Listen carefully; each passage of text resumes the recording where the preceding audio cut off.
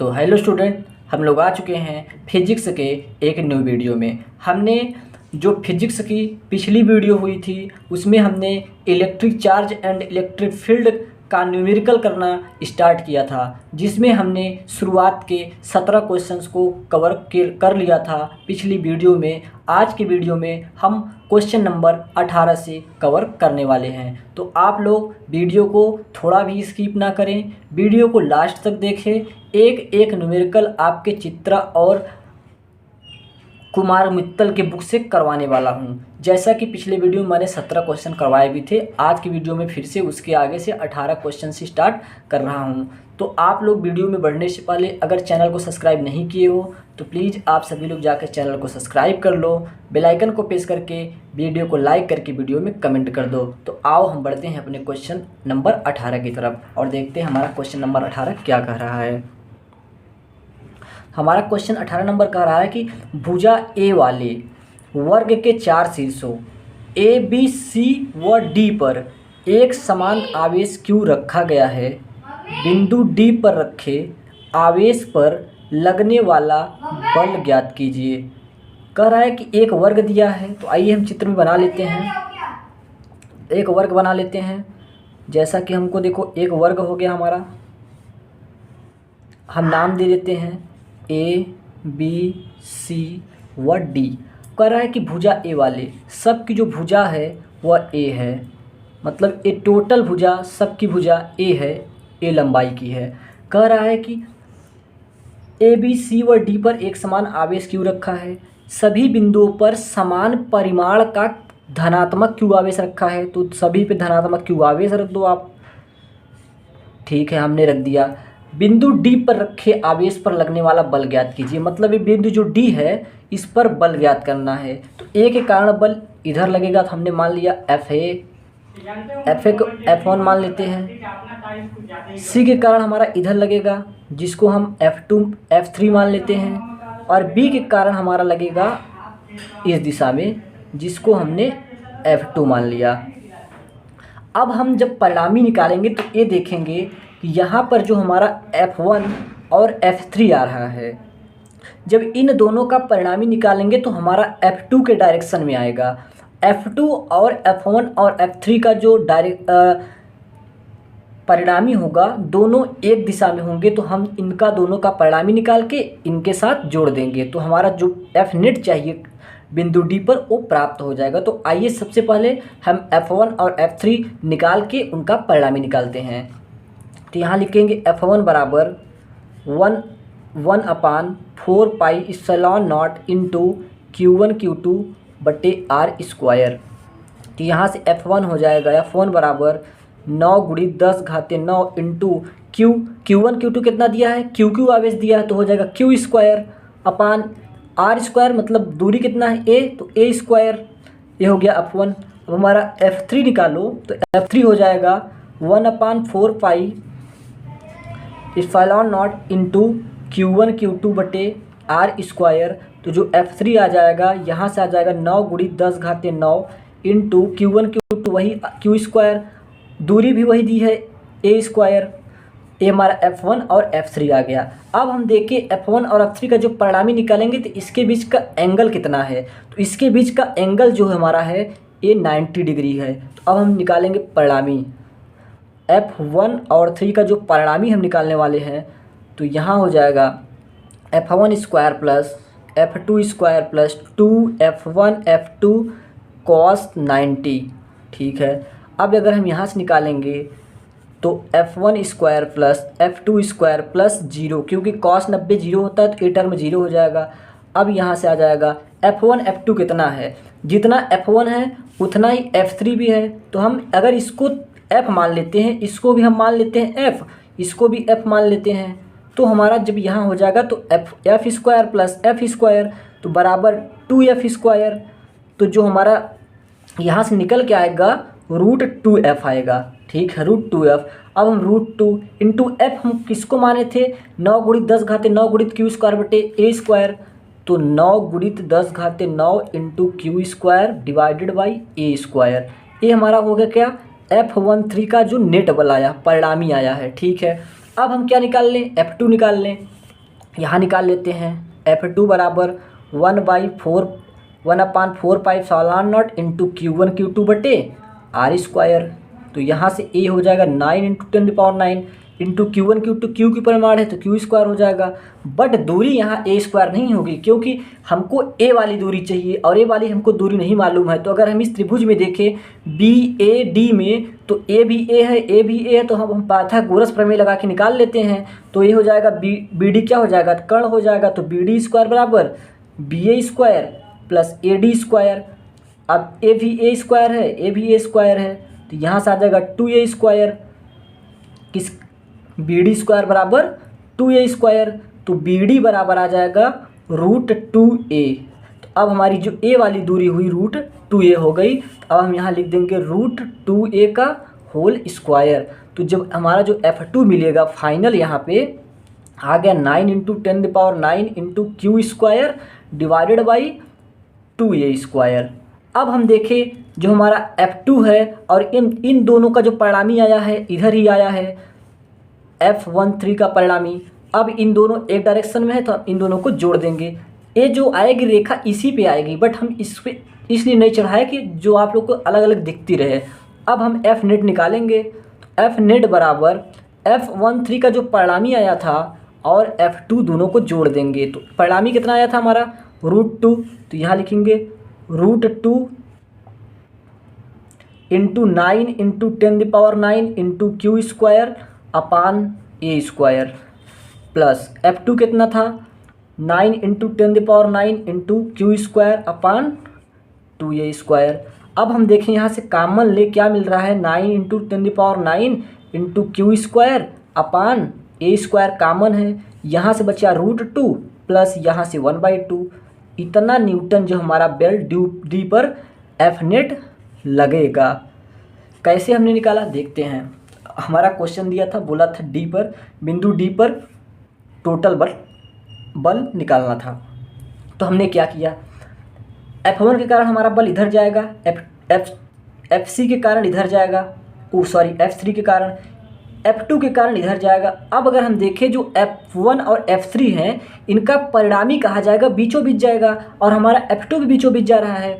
तो हम इन दोनों का जब परिणामी निकाल के F2 के साथ जोड़ दे तो हमारा फाइनल F नेट आ जाएगा।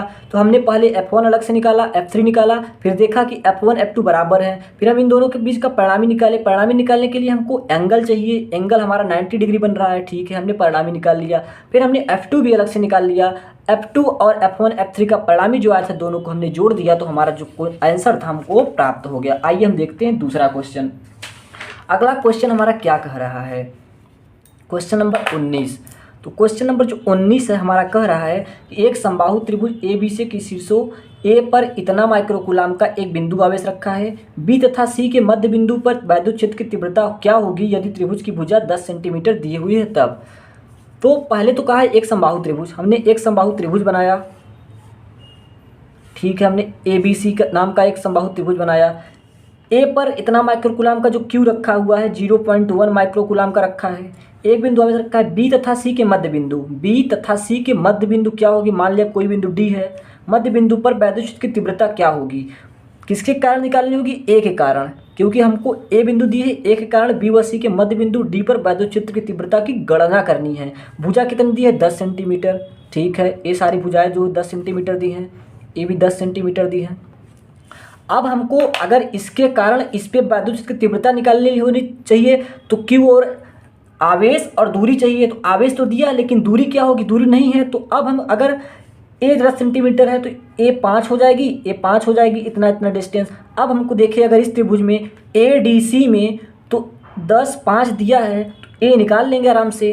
तो हमारा जो AC स्क्वायर बराबर पाइथागोरस से AD square plus DC square, AC square है 10 का स्क्वायर, AD स्क्वायर है निकालना है, प्लस DC स्क्वायर 5 का स्क्वायर। अब यहाँ से अगर AD स्क्वायर निकालेंगे तो 100 माइनस 25, तो जो AD आ जाएगा रूट के अंदर 75 आ जाएगा, लेकिन सेंटीमीटर में है तो मीटर बदलने के लिए गुणित 10⁻−2 से गुणा करेंगे। अब आ गया इतना मीटर हमारा डिस्टेंस आ गया। अब हम वैद्युत क्षेत्र की तीव्रता कैसे निकालेंगे, E बराबर 1/4π∗0 इंटू Q/r स्क्वायर, यही होता है। तो E बराबर 9 इंटू 10⁻9 इसका वैल्यू हो गया, इंटू क्यू हमारा दिया था 0.1 माइक्रोकुलाम, तो 0.1 इंटू 10⁻⁻6 से गुणा करेंगे कुलाम मिलाने के लिए, अपान आर स्क्वायर, आर कितना था √75 इंटू 10⁻⁻2 का स्क्वायर। ठीक है, अब यहाँ से ई से देखेंगे, हो जाएगा 9 इंटू 10 यहाँ से 9 में 6 जाएगा 3 इंटू 0.1 अपान 75 इंटू 10⁻⁻4। अब यहाँ से ई से अगर देखें तो 0 होगा 0.9 अपान 75 इंटू 10⁻3, ए 4 जाएगा जुड़ जाएगा 7 हो जाएगा अभी लास्ट अगले स्टेप में। तो यहाँ से जो ई बराबर आ रहा है, अगर हम 0.975 इंटू 10⁻7 हो गया।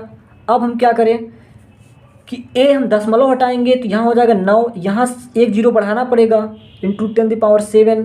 ठीक है, अब हम ई बराबर, अगर इसमें से एक जीरो इसको दे दें, 2 जीरो इसको दे दें, तो 2 जीरो इसको दे दिए 750 हो गया इंटू 10 कितना हो गया, यहाँ 5 बचेगा क्योंकि हमने 2 दे दिया। अब एक जीरो से एक जीरो काट दो।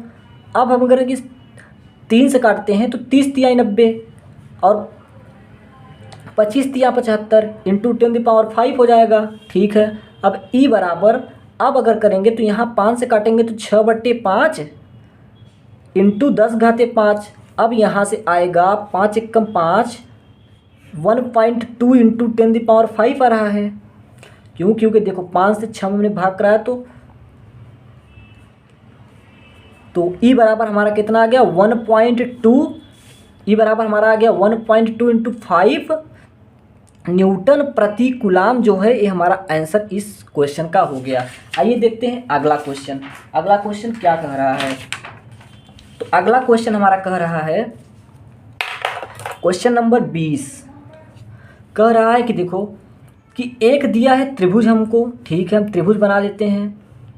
ए दिया है सी, ए बी सी दिया है, बी पे जो क्यू है ए दिया है -1.6 इंटू 10⁻8 कूलाम, इस पे जो है वो दिया है 1.2 इंटू 10⁻8 कूलाम।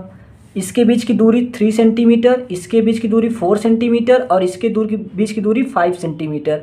ठीक है, और सी पे दिया, बोल रहा है कि बिंदु सी पर परिणामी वैद्युत क्षेत्र की तीव्रता की गणना करनी है। बिंदु सी पर, तो अब बिंदु सी पर परिणामी क्षेत्र की गणना करनी है। ए प्लस आवेश है, प्लस आवेश से बाहर की तरफ वैद्युत क्षेत्र की तीव्रता होती है। ए माइनस आवेश है तो माइनस आवेश के अंदर की तरफ वैद्युत क्षेत्र की तीव्रता होती है। इसका परिणामी हमारे कहीं इस दिशा में होगा। तो हम जब परिणामी निकालेंगे, पहले तो हम निकाल लेते हैं क्या, ए के कारण अलग से, बी के कारण अलग से। तो हम पहले ए के कारण निकाल लेते हैं। तो E1 बराबर 1/4 एप्सिलॉन नॉट इंटू Q/r²। तो जो E1 हो जाएगा 9 इंटू 10⁻9 इंटू Q जो दिया है 1.2 इंटू 10⁻8 अपान r², दूरी 3 सेंटीमीटर तो 3 इंटू 10⁻2 का होल स्क्वायर। -2 क्यों कराया? क्योंकि हमको मीटर में बदलना है, सेंटीमीटर में दिया है। तो जो E1 आया है यहाँ से आया है 9 इंटू 1.2 इंटू 10⁻1 अपान 3 इंटू 10⁻, यहाँ 9 हो जाएगा 9 इंटू 10⁻4। तो जो E1 निकल के यहाँ आएगा, एक जीरो से अगर हम एक दशमलव को काट देंगे, इस 9 से इस 9 को काट देंगे तो ऊपर बचेगा क्या 12 गुणित 10 घाते, ये नीचे -4 रहेगा, ऊपर जाएगा +4 हो जाएगा। तो जो E1 डायरेक्टली आएगा वो आएगा 12 गुणित 10 घाते 4 न्यूटन प्रति कूलाम। इतना हमारा E1 आ गया। अब हम E2 निकालते हैं, मतलब B के कारण C पर तो हमने E2 मान लिया 1/4 epsilon not into Q1 Q/r²। तो E2 जो आ जाएगा 9 इंटू 10⁻9 इंटू Q कितना दिया है, इसमें दिया -1.6, लेकिन माइनस डायरेक्शन बताता है तो केवल ओनली परिमाण हम लेंगे 1.6 गुणित 10 घाते -8, 1.6 गुणित 10 घाते -8 डिवाइडेड बाई r²। इसके बीच की दूरी 4 सेंटीमीटर तो 4 गुणित 10 घाते -2 का स्क्वायर।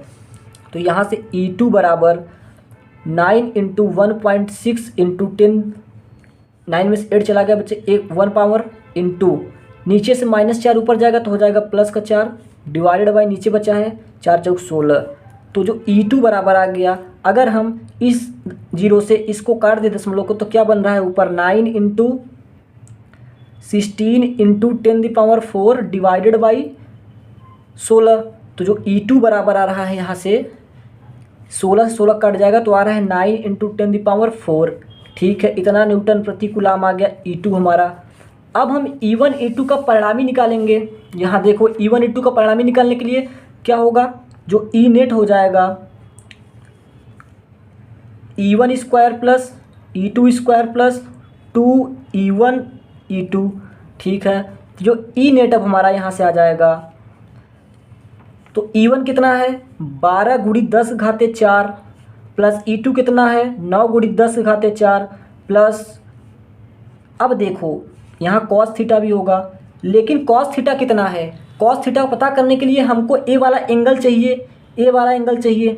अगर हमको ये समबाहु त्रिभुज दिया होता, अगर ये बोला होता क्वेश्चन में, तो हमारे समबाहु त्रिभुज के 60 डिग्री होता, ए एंगल 60 होता तो हमारा 120 एंगल हो जाता, टोटली 180, 180 में से 60 डिवाइड करेंगे तो 120 बचेगा, माइनस करेंगे तो 120 बचेगा। लेकिन हमारा समबाहु त्रिभुज नहीं दिया है, बट हमको एक चीज़ जिसने दे दिया है कि जो भुजाएं हैं देखो 3 सेंटीमीटर, 4 सेंटीमीटर, 5 सेंटीमीटर, ऐसा किस त्रिभुज में होता है, ऐसा होता है समकोण त्रिभुज। समकोण त्रिभुज में जब ऐसा होता है तो हम इसको 90 डिग्री मान सकते हैं। क्यों? क्योंकि इसके सामने वाली भुजा ए लंब हो, कर्ण होगी, ए आधार होगी और ए लंब होगी। कर्ण आधार प्लस लंब का स्क्वायर करेंगे तो कर्ण के स्क्वायर के बराबर आएगा, तो 90 डिग्री हमारा एंगल सी बन जाएगा। अब हम इस 90 डिग्री पूरा है 180 में से 90 माइनस करेंगे तो ये जो एंगल बचेगा पूरा बचेगा 90 डिग्री। कितना बचा 90 डिग्री। अब हम अगर cos 90 यहाँ करेंगे तो 0 हो जाएगा, तो हमारा ए वाला टर्म पूरा 0 हो जाएगा, तो हम इस वाले टर्म को अब नहीं लिखेंगे। तो हो जाएगा ई नेट बराबर, अंदर हम जोड़ लेते हैं 12 9 21 हो जाएगा, 21 इंटू 10⁴। ठीक है, तो ई नेट आएगा √21 इंटू 10⁻² आएगा, जो ई नेट यहाँ से आ जाएगा। ठीक है, अब ई नेट √21 को हम अगर चाहें तो √21 को अगर सॉल्व करोगे आप तो कितना आएगा, तो √21 को आप सॉल्व करोगे तो कितना आएगा आपको 1 मिनट में बताता हूँ। 1.5 आएगा, 1.5 इंटू 10⁻²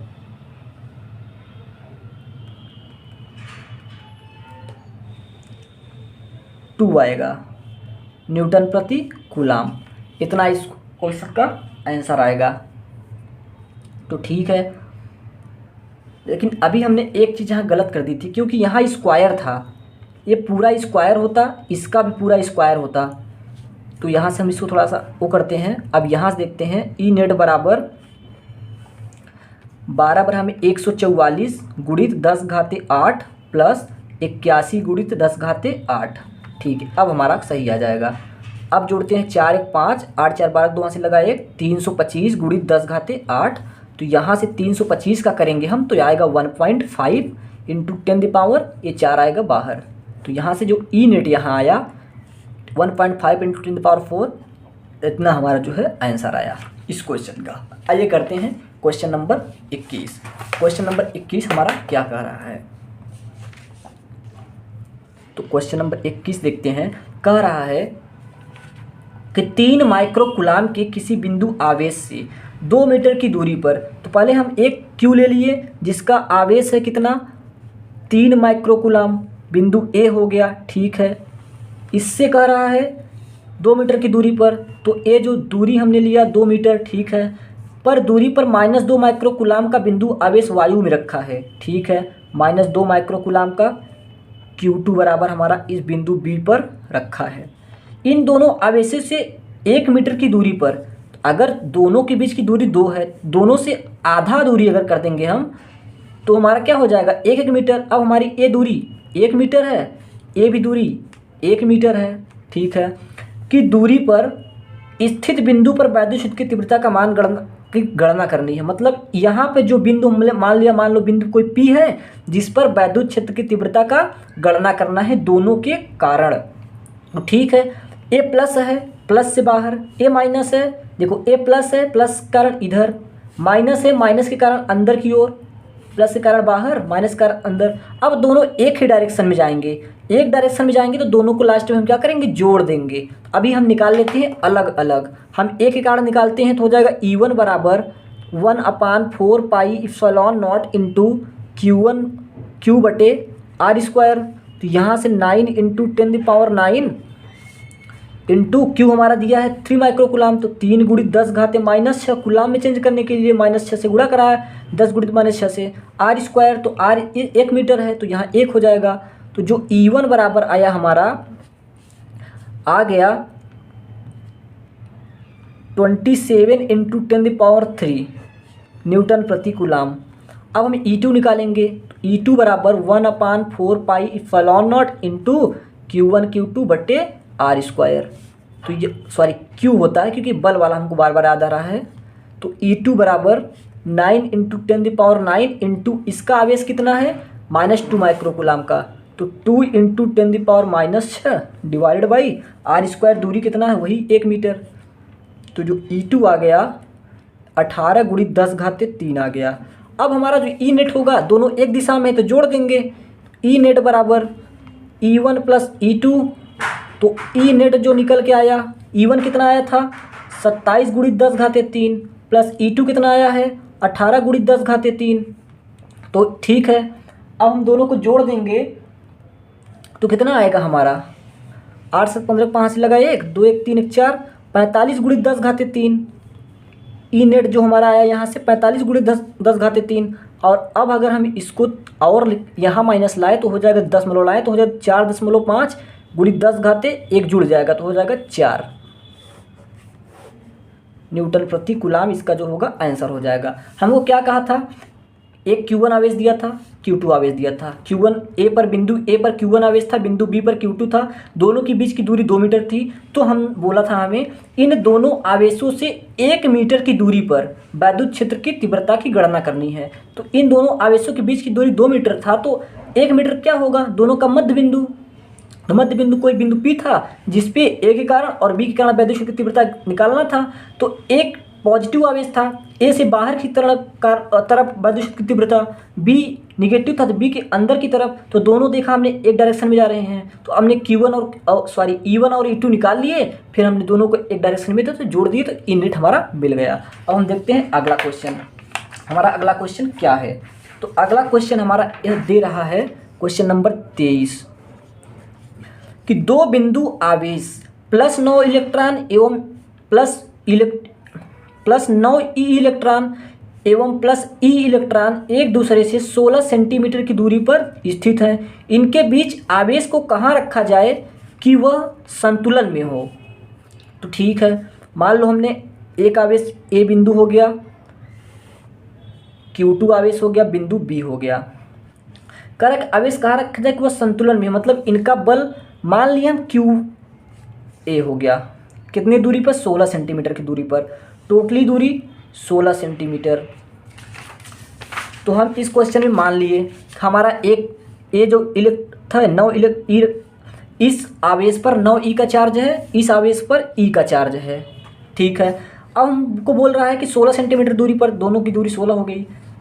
इनके बीच आवेश, तीसरा आवेश कहाँ रखा जाए कि वह संतुलन में हो। जब संतुलन की अवस्था बोल दे तो हमको समझ जाना चाहिए कि ये दोनों कहाँ होंगे, ये दोनों मध्य बिंदु पर होंगे। संतुलन की अगर अवस्था बोल दी तो मध्य बिंदु पर होगा, तो हमारा जो F1 आएगा वो F2 के बराबर आ जाएगा। संतुलन की बात करेगा तो हम क्या करेंगे, बल की बात कर रहा है तो F1 बराबर F2 हो जाएगा।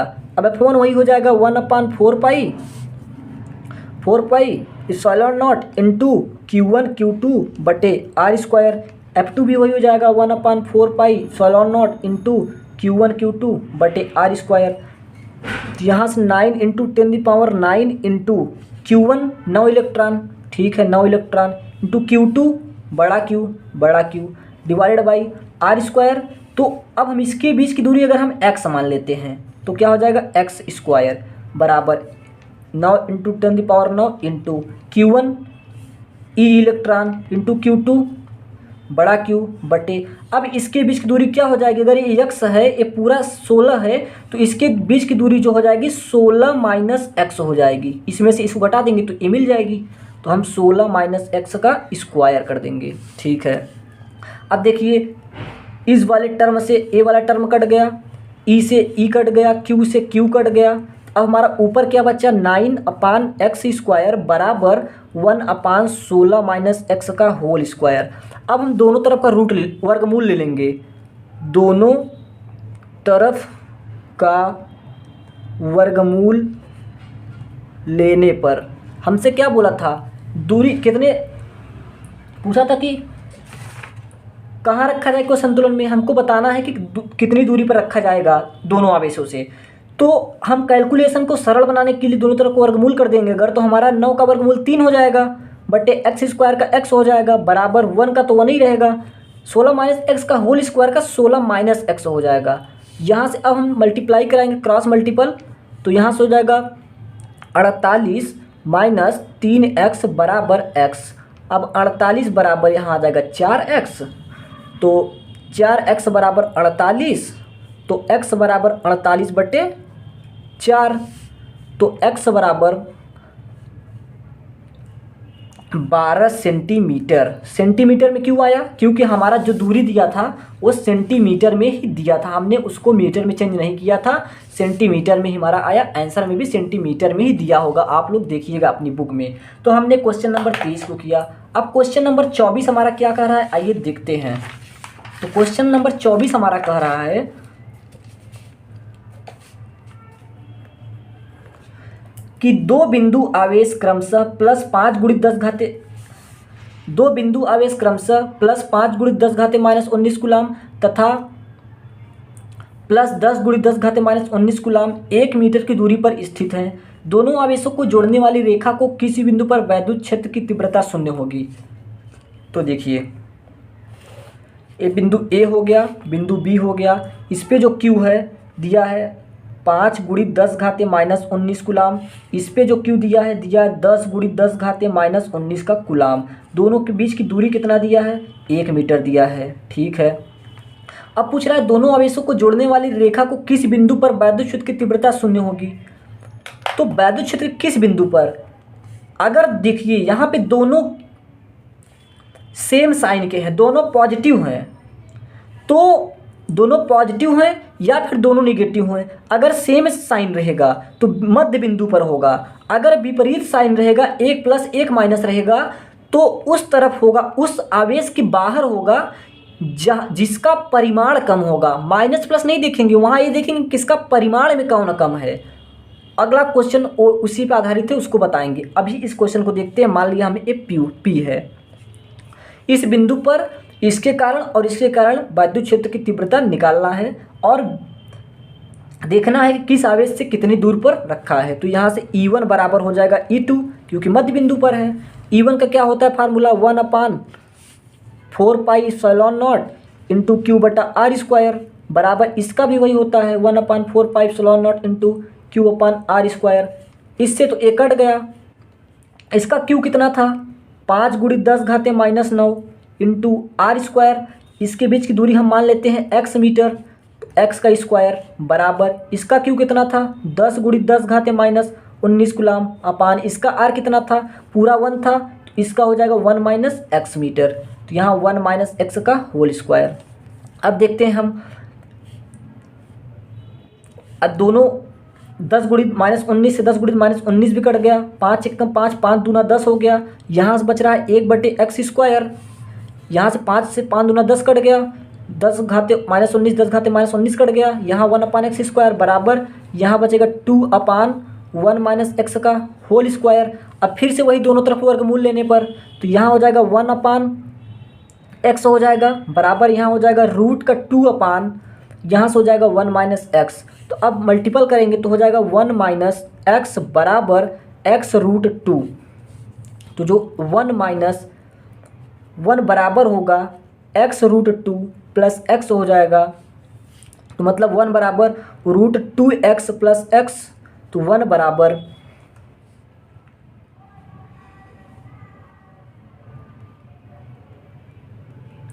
हाँ 1 बराबर √2x, तो √x को हम कॉमन ले लेंगे यहाँ से, तो हो जाएगा √2 + 1। तो अब यहाँ से जो x बराबर आएगा 1/√2 + 1 मीटर की दूरी पर स्थित होगा, क्योंकि हमको अब दूरी जो दी थी मीटर में दी थी। तो हम इस आवेश से इस आवेश दोनों के मध्य बिंदु दोनों से इतने मीटर की दूरी पर यहाँ पे स्थित है। अब देखते हैं अगला क्वेश्चन क्या बोल रहा है। अगला क्वेश्चन हमको क्या कह रहा है, तो आइए हम अगले क्वेश्चन को देखते हैं कि कितना दे रहा है, क्या बोल रहा है। तो क्वेश्चन नंबर 25। अब देखिए क्वेश्चन नंबर 25 में बोल रहा है कि +16 माइक्रोकुलाम तथा -9 माइक्रोकुलाम के दो बिंदु आवेशों को वायु में 8 सेंटीमीटर की दूरी पर रखा गया है। तो पहले लिखते हैं, हम चित्र बनाते हैं। एक बिंदु A हो गया, बिंदु B हो गया। बिंदु A और B हमने बना लिया। A पर दिया है प्लस का 16 माइक्रोकुलाम, इनको B पर दिया है माइनस का 9 माइक्रोकुलाम। ठीक है, अब बोल रहा है दूरी जो है 8 सेंटीमीटर दोनों के बीच की दूरी है, और बोल रहा है कि दोनों आवेशों को मिलाने वाली रेखा पर उस बिंदु की स्थिति ज्ञात कीजिए जिस पर परिणामी वैद्युत क्षेत्र शून्य होगा। अब परिणामी वैद्युत क्षेत्र शून्य कहाँ होता है, तो परिणामी वैद्युत क्षेत्र जो होता है वह मध्य बिंदु पर शून्य होता है। कहाँ होता है, मध्य बिंदु पर शून्य होता है। परिणामी वैद्युत क्षेत्र की तीव्रता शून्य कहाँ होगी, सॉरी इस क्वेश्चन को हम अगली वीडियो में करेंगे, क्योंकि हमारा जो थोड़ा टेक्निकल इशू आ गया है जिसके कारण हमारी पूरे क्वेश्चन नहीं हो पाएगा। तो आधे पे हम क्वेश्चन को नहीं रोकेंगे, तो इस क्वेश्चन को हम अगले वीडियो में करते हैं। तब तक के लिए ऑल द बेस्ट। आप लोग पढ़ते रहिए, जो बचा हुआ क्वेश्चन इस चैप्टर के हैं अगले वीडियो में हम कवर करेंगे। All the best.